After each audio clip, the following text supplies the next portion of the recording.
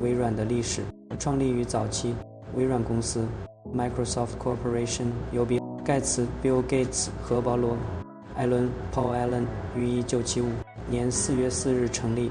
两人都是童年好友，因对计算机编程的共同兴趣而走到了一起。他们的第一个项目是为 Altair 8800开发一个 BASIC 解释器。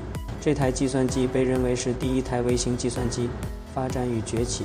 1978年，微软搬迁到华盛顿州的贝尔维尤 Bellevue。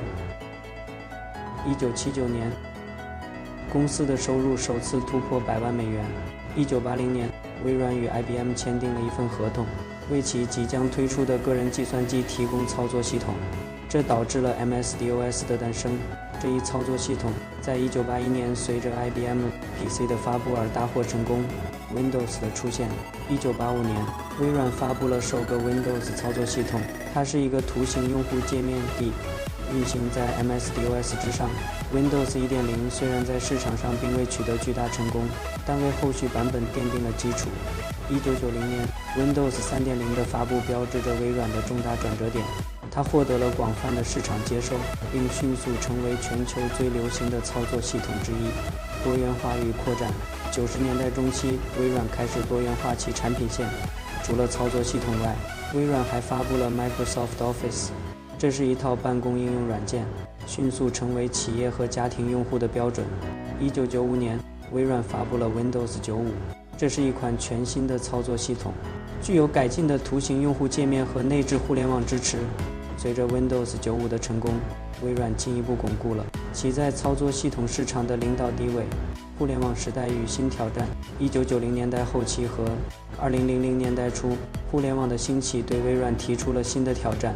微软发布了 Internet Explorer 浏览器，并与网景 Netscape 展开了激烈的浏览器大战。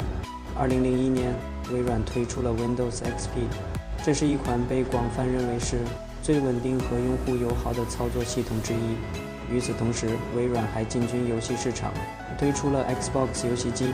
近代发展，进入21世纪，微软在多个领域继续扩展。2012年，微软发布了 Windows 8，引入了触摸屏优化的用户界面。2014年，萨提亚纳德拉 Satya Nadella 成为公司的首席执行官，推动了公司的云计算战略。2015年，微软发布了 Windows 10，这是一个结合了传统桌面和现代用户界面的操作系统。云计算与人工智能。在萨提亚纳德拉的领导下，微软大力发展云计算业务。Azure 成为全球领先的云服务平台之一。